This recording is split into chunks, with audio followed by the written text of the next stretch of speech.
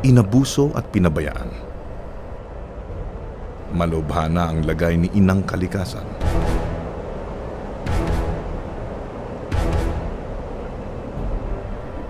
Marami na ang nawalan ng bahay, kabuhayan at buhay.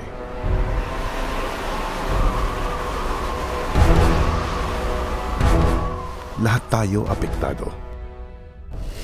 Lahat tayo may pananagutan.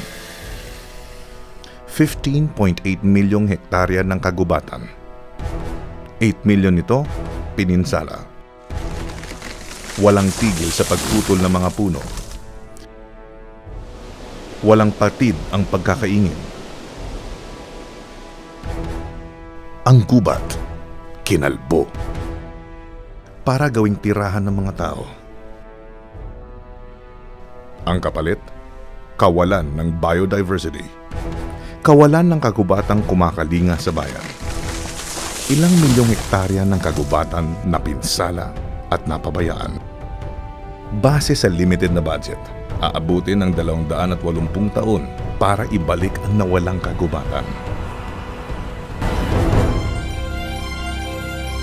Isang punla, maliit man, maraming magagawa. Sa pagkakapit-bisig at pagtutulungan, sa pinagsama-samang puwersa ng hangad ng kabataan, ang lakas ng mga nagmamalasakit, at tapang at kaalaman ng mga eksperto, may pagpapagong parating. Isang solusyon sa mga malawakang problema ng kahirapan, gutom, at ang pag-alipusta kay Inang Kalikasan. Inihahandog ng Pangulo at ng buong pamahalaan ang National Greening Program para itaguyod ang seguridad ng ekonomiya, pagkain, ang pag-unlad ng mga mamamayan, at ang paglagong muli ng ating mga lupain. 6 na taon, 1.5 milyon na hektarya ng kagubatan, 1.5 bilyon na puno, ang pagtutulungan ng iba't ibang kagawaran ng pamahalaan at ng mamamayan. Lalampasan at dodoblihin ang nakamit sa loob ng 25 taon.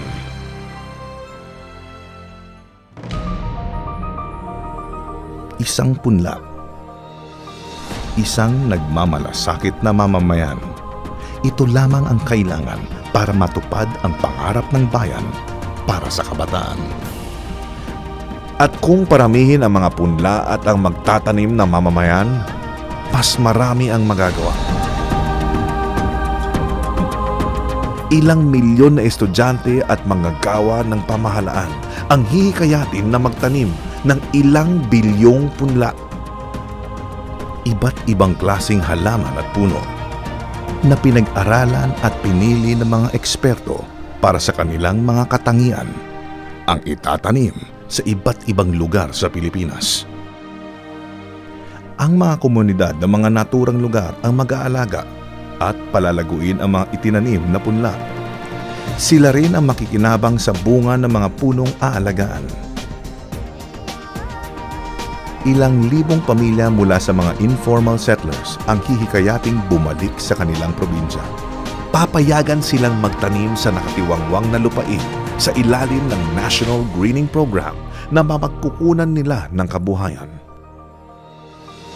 Ganito lamang kasimple ang solusyon, ngunit marami ang makakamit. Sa pagtatanim ng mga punla sa loob ng 6 na taon, maibabalik sa dating ganda ang ating kagubatan. Maiibsan ang panganib mula sa pagsira ng kagubatan at mapapasigla muli ang forest wildlife.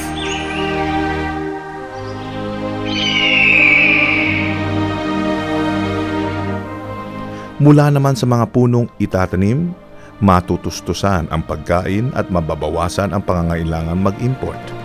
Mabibigyan ng kabuhayan at madadagdagan ang kinikita ng bawat pamilya ng mga komunidad na nag-aalaga sa mga tinanim. At para mapasigla ang mga komunidad na gawin ang kanilang bahagi sa programang ito, bibigyan sila ng prioridad sa Conditional Cash Transfer Program ng pamahalaan. Ginagawa na ang mga unang hakbang. Nakikipagtulungan na ang mga kagawaran ng pamahalaan. Mula sa tulong na teknikal ng mga dalubhasa, ang paghikayat sa mga komunidad na maghanda ng mga punla, ang pagtitipon ng mga estudyante, at ang pagsasagawa ng mga kaakibat na programa. Handa na ang pamahalaan para isulong ang National Greening Program. Sa mga susunod na taon, mas kakailanganin ang pagtutulungan, hindi lamang ng mga kagawaran ng pamahalaan, kundi pati na rin ang iba't ibang sektor ng lipunan. Mga bundok na hitik sa kagubatan, mga mamamayan na may kabuhayan, regular na supply ng pagkain, isang bansang matatag, matibay at maunlad.